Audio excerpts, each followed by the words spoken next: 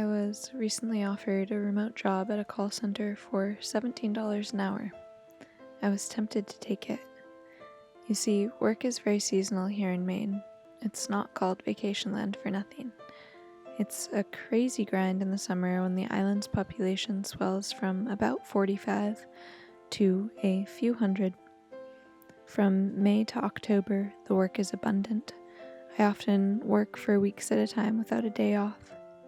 While everyone who visits this island to relax, play, and experience the timelessness, us locals are working round the clock to facilitate it all. Well, and because we must get it while the getting is good. My particular role is cleaning houses, and despite it not being my heart's work, I am grateful for it. But at the stage in my life when I am gathering resources to build a house and a homestead, only working for half the year isn't sufficient. Not to mention the frantic acorn gathering vibe just isn't sustainable for me. I came down with a debilitatingly itchy rash at the end of this past summer, and I know it was because of the stress from working long days doing something that really feels meaningless to me. I don't know about you, but I tend to overlook stress when it comes to the cause of illness. It must be Lyme or food sensitivities or toxins, and it may be, but I think that sickness can so often be attributed to stress. So many of us are living lives that, well, aren't ours. What we spend the majority of our days doing is so often not aligned with our heart's work, but rather what we feel we must do to provide for ourselves and our family. And that can cause stress. I think the antidote to this particular source of stress is finding a way to nurture our innermost desires. Not necessarily finding a 9-to-5 that you are passionate about, because sometimes that is unrealistic and utterly underpaid. But at least finding some way to set aside some time in your day to do the things you love to do. The things that move you, the things that make you feel full, the things that sing to your soul. Of course, it doesn't always look like a charming montage. It can be challenging and awfully tempting to throw in the towel and just watch television or go back to distracting ourselves in our chosen way. It takes a degree of self-mastery that doesn't come easily. But with this growth, I believe, comes fulfillment and meaning.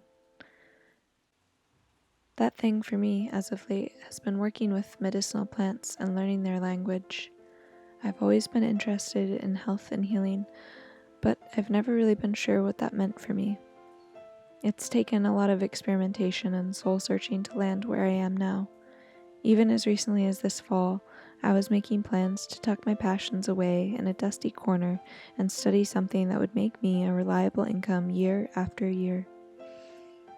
The plan I made was, truthfully, out of desperation, and really not aligned with my heart's work. So I wasn't surprised when it all fell apart. To be honest, I was actually a bit relieved. My heart sang to me, "Now you have the time and space to do what you really want to do. You can study herbalism, you can get milking goats, you can learn to make cheese and how to dye fabric with plants." But then my oh-so-logical head suggested that I look for a job this winter so I don't have to dip into my summer stash of acorns.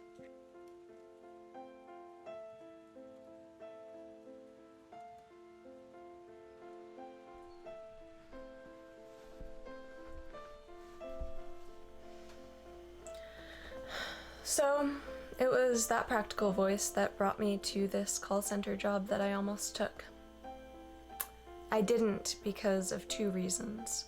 The first one being that if your body is asking for rest and you're in a position to give it rest, then by all means do so. And that's really something that I love about living seasonally, is that winter is almost an obligate time to rest, drink tea, read by the fire, just take things slow.